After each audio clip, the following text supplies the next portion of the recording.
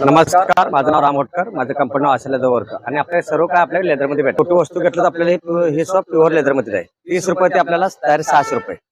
आता आपल्या ladies valet 750 रुपये प्युअर लेदरमध्ये. हा सिलिंग बॅग 1500 रुपयाला. हाला एक छोटा आणि मोठा बेल्ट येईल.